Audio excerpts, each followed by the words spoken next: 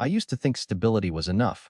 A steady job, a home in a safe neighborhood, and a marriage that had survived 17 years. I wasn't flashy, but I was dependable. I showed up every single day. My name's Ethan. I'm 36 now. And up until last year, I thought I was living the kind of life most people would envy, at least on paper. A decent career in electrical contracting, a daughter I adored, a wife I thought loved me back, but everything I built came crashing down on a Tuesday afternoon. That was the day my wife left me for her college ex. And that was the day my daughter, my flesh and blood, looked me dead in the eye and said, "Jordan's the dad I always dreamed of having." I didn't scream. I didn't beg. I just disappeared. And what happened after I vanished? Well, that's the part they never saw coming. It started with a phone call I never expected. I was on site at a commercial warehouse install, knee-deep in high-voltage panel work. The crew had broken for lunch, but I stayed back to finish rewiring a junction box so we could run diagnostics after the break. My phone buzzed in my chest pocket. It was Derek, my next-door neighbor. We were cool, but not the kind of friends who call midday on a Tuesday. "Yo, Ethan. Man, you need to get home. Like right now." My stomach dropped. "What's going on? Is it the house? Is Zoe okay? There's a U-Haul in front of your place. 3 guys are loading furniture into it. Your wife's there, supervising." I froze. "Are you serious?" "She's got a clipboard, man." Calm as hell. Like this was planned. I didn't even hang up properly. I just shoved the phone in my pocket, tore off my gloves, and sprinted to my truck. I told my supervisor it was an emergency. He didn't ask questions. Must have seen it in my face. I broke every speed limit getting home. The whole drive was a blur, part panic, part denial. Maybe there was some explanation. Maybe she was helping a friend move. Maybe, hell, I didn't even believe the lies I was telling myself. But the moment I turned onto my street and saw that 26-foot U-Haul parked half on the lawn, the truth hit me like a punch to the ribs. There she was, Melissa, my wife of 17 years, tank top, yoga pants, clipboard in hand, calm, organized, like this was just another errand on her to-do list. And there, standing beside her, was a man I'd never seen before. Tall, smug sunglasses, and a polo shirt like he just walked off a golf course. Giving directions to the movers on my property. Touching my life. I parked so fast I didn't even shut the door. I stormed up the driveway and got right in his face. "What the hell do you think you're doing?" He didn't even flinch. Just looked at me like I was some annoying interruption. "Mind your business, dude." That's the last thing I remember clearly. Next thing I knew, my fist was connecting with his jaw, hard enough to rattle my own bones. He crumpled to the pavement like a sack of trash. I saw red. 17 years of sacrifice, long nights, skipped vacations, building a life from the ground up, gone. Tossed aside for a man who couldn't even lift a damn coffee table. I grabbed him by the shirt and hit him again. And again. Until I heard her. "Ethan, what are you doing?" "Get off him." Melissa's voice. Sharp, angry, like I was the problem here. She shoved me back and knelt beside him. Not to scold him, not to protect our home, but to check on him, to dab at the blood on his lip like he was the victim. I stood there, breathing hard, chest heaving. "Do you know this guy?" I asked. I already knew the answer. She looked up at me with that same calm indifference. "Yes, this is Jordan. He's my boyfriend." Just like that, no shame, no apology, just facts. I laughed, not because it was funny, because it was surreal.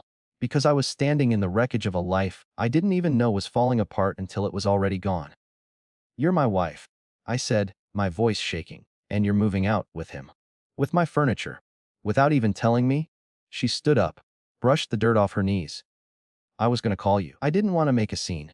I looked around. The moving truck. The strangers are in my house. My broken hand. His busted face. No scene. Ha. That's when the cops showed up. 2 squad cars, lights flashing. Someone must have called them. Maybe Derek. Maybe one of the neighbors who had come out to watch liked it like it was reality TV. The officer got between me and Jordan, who was still groaning on the ground. "Sir, what's going on here?" "I live here," I said, trying to stay calm. "My neighbor called and said people were taking things from my house. I came home and found this guy directing the movers. My wife didn't tell me anything about moving out." The officer turned to Melissa. "Mom, is this your husband?" She nodded. "And you're removing items from the home." "I'm taking my half," she said like it was nothing. The cop shook his head. "Mom, until there's a court order, you can't just remove shared property from a marital home. That could be considered theft." Her mouth fell open. "But this is my stuff too." "Then get a lawyer," he said. "But today, nothing else leaves this house." They made the movers return everything that had already been packed. Melissa stomped inside to get her things, just the personal ones she was legally allowed to take. I sat on the couch, same place I had held my daughter when she was 5 and had nightmares. Same spot I kissed Melissa on our anniversary last year. My knuckles were swelling. My wedding ring was still on. I slid it off and left it on the coffee table. That was the day my marriage ended. But the worst part was still coming. Because when Zoe got home from school, she didn't cry. She didn't ask where her mother was. She just looked at the mess and asked, "Is Jordan okay?" And that's when I realized I hadn't just lost a wife. I'd lost my daughter too. I didn't say anything when Melissa slammed the door behind her. Didn't chase after her. Didn't yell. I just sat there. In the living room I'd spent years building with my own two hands. The couch was crooked. A few scuff marks on the hardwood from the movers. Bloodstains on the rug. His, not mine. My knuckles were still throbbing. But none of that hurt as much as what came next. Zoe walked through the door around 40:15, just like any other school day. Backpack slung over one shoulder, hoodie half zipped, earbuds in. She paused when she saw me sitting there. "Dad, why are you home?" Then she looked around. The disheveled room, the mess, the silence, and the look on her face shifted. Less surprise, more resignation. "What happened?" she asked, monotone. I patted the couch beside me. "Sit down, kiddo. We need to talk." She hesitated, then dropped her bag and sat. "Not close, not far, just cautious. Your mom left today," I said. "She's seeing someone else." Zoe didn't flinch. She just nodded, slowly. "Oh, you mean Jordan." My heart stopped. "You knew." She picked at a loose thread on her sleeve. "Yeah, she told me a while ago." "How long?" "I don't know. 6 months. Maybe more. He's her college boyfriend. They found each other on Facebook last year. They were, like, soulmates or something." Each word was a dagger. "You mean to tell me," I said, trying to keep my voice from shaking, "that you knew your mother was cheating on me for half a year and didn't say a word?" She shrugged. "It's not like I wanted to get in the middle of it." "But you did get in the middle," I said, more sharply than I intended. "You knew. And when she left, you helped her pack, didn't you?" She didn't answer. I stood up, too restless to sit still. "And Jordan, you've met him." Zoe nodded. He's nice. He bought me a hoodie from UCLA. He listens. He's funny." I blinked. She wasn't just okay with it. She liked him. "Is that what he is to you now?" I asked. "A better dad." Silence. Then she said it. "He's the dad I always dreamed of having." I swear I felt something inside me fracture, like a dry branch underfoot. I turned away so she wouldn't see my face. "I worked 60-hour weeks," I said, voice low. "I missed birthdays, school plays, date nights. Also, you and your mom could have what you needed. You never had to worry about rent, or food, or broken bikes, or college funds." "I know, Dad." "No, I don't think you do. Because for 17 years I've been here. Every damn day. And now you're telling me some guy you've known for 5 minutes is what you really wanted all along." "It's not like that," she said quickly. "Mom just said." "Exactly." I turned back to face her. "You believed her. You chose her. You chose him." She looked down, ashamed, and then she whispered the line that buried me. "Maybe if you were more exciting, she wouldn't have left." I didn't raise my voice. I didn't slam the table or break anything. I just nodded. "Thanks for your honesty," I said quietly. I think I needed to hear that. Zoe looked up startled. "Wait, Dad, I didn't mean." "It's fine. I get it now." I walked upstairs. I closed the door to our bedroom, well, my bedroom now, and started packing. Not for a fight, not to win her back, but to leave, not out of spite, not out of weakness, out of clarity. They had made their choice. Now it was time for me to make mine. I didn't sleep that night. I sat on the edge of the bed. Well, the mattress now, stripped bare after Melissa had taken the sheets and half the pillows. It was funny in a bleak kind of way. She took the comfort and left me the frame. My wedding ring was still sitting on the coffee table downstairs. I didn't want it back. By 4 a.m., I'd made a decision. I wasn't gonna scream. I wasn't gonna post angry Facebook rants or show up at her new place demanding explanations. I'd seen enough chaos to know it rarely solves anything. No, I was going to vanish, cleanly, quietly, entirely. First thing that morning, I drove to Marcus's office, my old high school teammate turned divorce attorney. We hadn't spoken in months, but he'd once told me, "If the worst ever happens, you call me before you call a priest." He took one look at my face when I walked in and skipped the small talk. "Sit down," he said, already reaching for a legal pad. "Tell me everything." I laid it all out. The cheating, the furniture stunt, the daughter who'd chosen sides. Marcus didn't flinch. "First things first," he said, flipping pages. "We file immediately. No delays. We'll request an emergency freeze on assets, since she already tried to clean house. She's welcome to Jordan," I said flatly. "I just want her out of my life as fast as legally possible." "What about custody?" I hesitated. Then I shook my head. "Let her stay with Melissa. Or her parents. I don't care. I can't even look at Zoe right now." Marcus raised an eyebrow but didn't argue. Fine. We'll go for minimal contact and protect what's yours. You want vengeance or closure? Both, I said. But if I had to choose, closure. After leaving his office, I went straight to the bank. The woman behind the counter, Brenda, according to her name tag, froze slightly when she pulled up the balance on our joint account. Are you sure you want to withdraw the full amount? She asked. Leave $37, I said. She looked puzzled. That's very specific. It's exactly what my wife contributed this year. The rest, mine. She didn't ask any more questions. Next came the paperwork. I removed Melissa as my life insurance beneficiary, changed the emergency contact on my 41 to my sister, called every shared account, Netflix, Amazon, Costco, Hulu, and stripped her name out like cancer from healthy tissue. I even shut down her gym membership. Then I went home and opened every cabinet, every drawer, and every closet. I made 2 piles mine and not mine. Whatever she had touched, decorated, or claimed, I let her have it. Plates, candles, that ugly teal throw she insisted we keep on the couch. Fine. Take it all. I packed only what I needed: clothes, tools, and photos of Zoe from when she still hugged me without hesitation. Left the rest. That night, I sat in my half-empty kitchen and ate cold pizza off a paper towel. Melissa called 6 times. I didn't pick up. On the 7th I answered. Just once. What is this? She snapped. You cleaned out the bank account. I left you $37, I said calmly. That's what you earned. You can't do that. I have expenses. Not my problem anymore. You moved on, remember? You're acting like a child, Ethan. I chuckled. And you're acting like someone who thought I'd just stay put while she replaced me in my own house. She went silent. Then, quieter. Zoe misses you. No. She misses the version of me that didn't exist. The one who didn't make her yawn, who wasn't boring. I'm giving you both what you clearly wanted. A life without me. Click. The next day, I moved into a furnished apartment across the city. Bare bones but clean. 2 bedrooms. Just in case, I left the house behind. Put it on the market through Marcus's referral. We'd sort the equity in court. I changed my number. Deleted my social media, and disappeared. People think disappearing is some dramatic, shady thing. It's not. It's quiet, it's slow. It's walking past a photo and not pausing. It's choosing not to correct people when they say, you must miss your family. It's learning how to breathe again in an empty room and realizing you finally can. 3 weeks after I vanished, Carol, Melissa's mom, called me from a block number. She's falling apart, she said softly. Melissa. Jordan's not what she thought. Zoe's confused. She thinks you hate her. I said nothing for a long time. Then I replied, I don't hate Zoe. But I can't trust her. Not yet. You're her father. I was, until someone else became her dream dad. She's 16, Ethan. She's a child. She made a mistake. And I'm not punishing her, I said. I'm just done being the man everyone walks over because he's too nice to fight back. Another silence. Then Carol said something I didn't expect. She asks about you every day. I stared out the window after we hung up, and for the first time since this all started, I felt something other than rage. It was guilt. Guilt. And maybe a flicker of hope. But I wasn't ready. Not yet.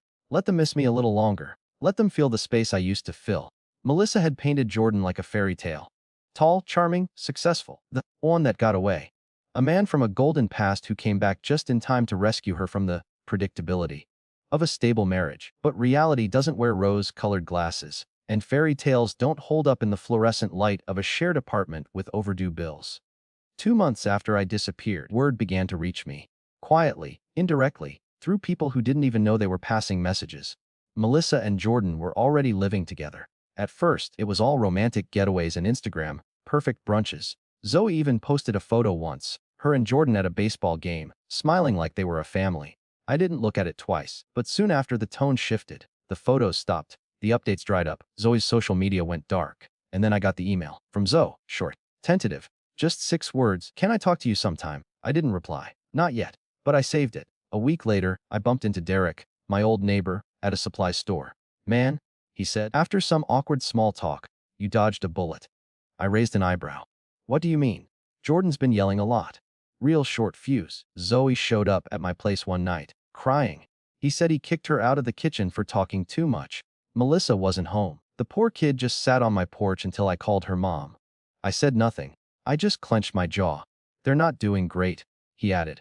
He doesn't work. She's pulling double shifts at the salon now. Looks like hell. I thanked him and walked away. But that night, I couldn't stop replaying his words. Jordan had shown his true colors, and Melissa, she was reaping the life she'd chased. A few days later, Carol called again. She won't say it out loud, she said. But I think Melissa regrets everything. She's embarrassed. Ashamed. Jordan is. Well, he's not who she thought. I didn't say I told you so. I didn't need to. And Zoe, I asked quietly. She's hurt. Confused. Feels abandoned by both of you. I closed my eyes. I didn't abandon her. She pushed me away. I know, Carol replied. But she's 16. She didn't know what she was choosing. Maybe she didn't. But she chose all the same. That weekend, I finally opened Zoe's email again. I wrote back one, can talk. But just you and me. She replied almost instantly. Thank you, please. I miss you. We met at a quiet diner across town. She looked older somehow. Paler. A little thinner. Like the weight of the past few months had settled on her shoulders. She hugged me the moment she saw me, and to my own surprise I hugged her back. We sat in silence for a minute. Then she spoke. Jordan yells. A lot. He's not like what Mom said. He gets angry over the dumbest things. Once I spilled juice on the floor, and he punched a cabinet so hard it cracked. I stayed still. And Mom just says he's stressed, that we need to give him time. But I don't feel safe. I don't feel at home. That hurt more than anything she'd said before. Because home used to be my house. Our house. Until she chose to follow her mom out the door. I'm sorry, she whispered, for what I said. About you. About him being better. I didn't mean it. I just wanted to believe we were moving into something happier. I nodded. I get it. We all want fairy tales. I miss you, she said again, and this time her voice cracked. I miss the boring stuff. Movie nights. You are fixing my bike. You waited outside school even when it rained. I didn't realize how much that mattered until it was gone. I stared at my coffee, trying to keep my voice steady. I was angry, Zoe. Not just at your mom. At you too, because you knew. You saw what was happening, and you didn't tell me. I was scared, she said. And Mom said if I ruined things, she'd send me to boarding school, that I'd lose everything. I looked up. That was new. She threatened you. Zoe nodded. She said if I told you about Jordan, I'd regret it, that it would be my fault if she lost him again. I took a breath so deep it shook. It wasn't an excuse, but it was an explanation. I drove her home after we finished eating. As she got out of the car, she turned to me. Can I see you again? Yes, I said without hesitation. Even if I messed up. I gave her a small smile, especially because you did. That night, I slept for the first time in weeks. Not just closed my eyes sleep, but real soul, deep rest. Because for the first time, I saw a crack in the wall between us, and through it, the beginning of something new. Zoe started visiting every weekend. At first, it was cautious, awkward, even, like we were strangers playing a father-daughter role we used to know by heart, but had forgotten the lines to. She'd show up Saturday afternoon, backpack in hand, eyes scanning my small apartment like she was still deciding if this was home. I kept it simple. No pressure, no guilt. We baked frozen pizza, watched dumb action movies. She laughed at my Spotify playlists. I asked about her classes and her friends, and slowly she began to open up again. One night, after we finished watching The Martian for the third time, her pick, always, she curled up on the couch and said softly, "Did you ever think about leaving for good?" I didn't lie. Yeah, I did. What stopped you? I looked at her. You. She bit her lip. Even after everything I said, especially after that, I said, because I realized how badly I'd failed at showing you what a real father looks like. You thought love had to be loud and shiny, that it needed to be exciting to be real, but love is staying. Love is folding laundry and checking your tire pressure without you asking. Love is invisible until it's missing. She wiped her eyes but said nothing. So I added, but I forgive you, Zoe. Fully. She looked at me like she didn't believe it. Why? Because you're still here, and because you didn't run when things got hard this time. Meanwhile, Melissa's world was unraveling. Zoe told me Jordan had stopped pretending. He barely worked, shouted a lot, and once shoved Melissa during an argument over groceries. Zoe had called Carol in tears that night. The next morning, Melissa showed up at her parents' house with a black eye and a shattered phone. Jordan was gone. Evicted. She filed for a restraining order, and the salon where she worked had already cut her hours because her new life had affected her performance for months. I didn't celebrate her downfall, but I didn't save her either. I had nothing left to offer her. She texted me once, saying, "Can we talk?" I didn't answer. Zoe, though, was different. She started asking deeper questions. Why did you never yell? Why didn't you fight harder when she left? Why didn't you try to win me back sooner? I took each one seriously. I didn't yell because I'd rather lose quietly than become something ugly. I didn't fight because she'd already made her choice. And I didn't try to win you back. I said, because I wanted you to come back on your own. She blinked at that. I didn't expect you to forgive me. I didn't expect you to apologize. We both smiled then. real, for the first time in what felt like years. She started spending more than just weekends. Sometimes she'd stay a full week. She decorated the spare bedroom with photos and fairy lights, left her textbooks on the kitchen table, asked me to help her with college essays. I said yes to everything. One night, she asked if she could invite a friend over. Alex, a guy from her literature class. I said okay. I still gave him the full dad glare when he showed up at the door. He shook my hand and complimented my chili. Smart move, kid. After he left, Zoe leaned on the counter and grinned. He was terrified of you. Good, I said. Let him stay that way. She told me Melissa had asked about me. She wants to know if you're dating anyone. I raised an eyebrow. Why? I think she regrets it. All of it. She should, I said, but it doesn't change anything. She also said, you look happier now. I paused. That's because I am. And it was true. I'd been promoted at work. I was managing my own team now, training young electricians and designing full wiring plans for small commercial buildings. The hours were better. The pay was solid. And for the first time in years, I felt respected. And yes, I was seeing someone. Jamie. She was a project manager from the construction company we contracted with. We met when she corrected a blueprint error I'd missed.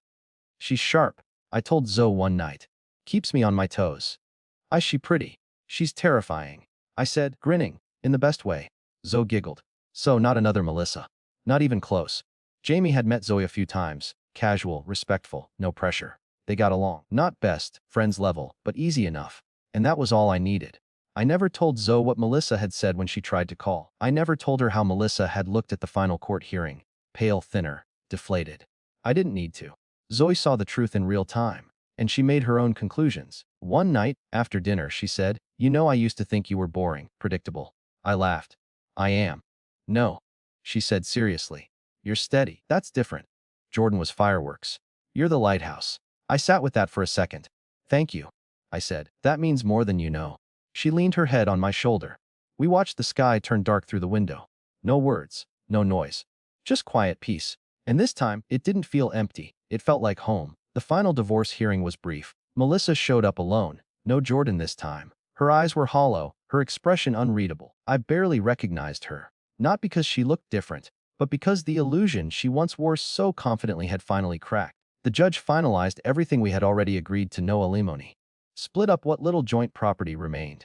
Zoe would live primarily with me, with the option to visit Melissa when she wanted. She didn't. As we left the courthouse, Melissa followed me into the parking lot. Ethan. Wait. I turned, already knowing what was coming. She looked down at her hands before speaking. I just wanted to say I'm sorry. For everything. I didn't reply. Jordan wasn't who I thought he was. He hit me. He lied. He drained everything. I nodded once. I know. You don't have to believe me, but I really did love you. I just didn't realize it until I was gone. I finished for her. She looked away. You loved the stability I gave you. I continued. The safety, but you never loved me. You loved being rescued from chaos, but when it got quiet, you thought it meant you were missing something. So you created your own storm. She flinched, like the words physically hurt. Do you think we could ever? No, I said firmly. Not in this lifetime. She nodded, tears welling up. But she didn't beg. That part of her, the manipulative charm, was gone now. What remained was just consequence. As I turned to leave, she called out one last thing. Zoe's lucky to have you. I see that now. I didn't look back. Zoe moved in with me full-time 2 weeks later. We kept things simple. I let her decorate her room however she wanted.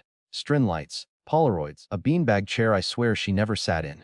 She started sleeping better, eating more, and even smiling without catching herself halfway through. We talked. Not just about the past, but the future. She wanted to study psychology. She said she wanted to help kids like her. Kids who got caught in the crossfire of grown-up failures and needed someone to listen without judgment. Is that weird? She asked one night. Wanting to turn all this into something good. No, I said, setting down the dishes. It's brave. Jamie came over more often. Then she stayed over. Then she moved in. She didn't try to play mom. She just showed up, for both of us. She made Zoe laugh, made me think, and kept everything real. She called me out when I got too closed off, but always with care, never with cruelty. One night, as we sat on the couch with takeout cartons and half a bottle of wine, she looked at me and said, you know, you never told me the full story. About her. About what happened. I shrugged. She left. And then I didn't. She reached for my hand. Good answer. A few months later, Zoe and I went back to the old house. It had been sold to a young couple with a baby on the way. They let us walk through one last time.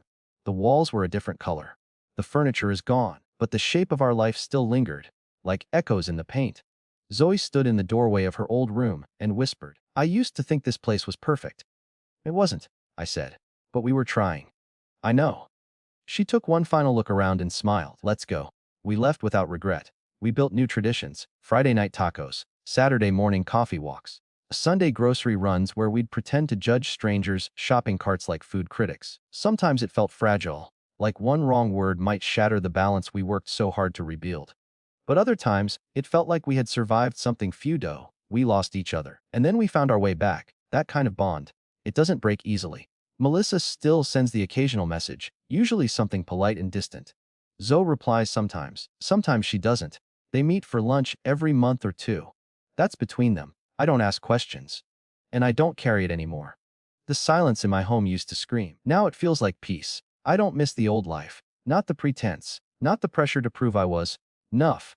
Not the ache of being invisible in your own family. I miss the man I thought I was supposed to be, until I realized I became someone better. Someone honest. Steady. Whole. If there's anything I've learned, it's this: love doesn't always come wrapped in the people we thought would stay. Sometimes it comes after the leaving. Sometimes it comes back, not to fix what broke, but to build something new in its place. And sometimes it comes in the shape of your daughter knocking on your door and saying, "Can we start over?" And you say yes. Every time.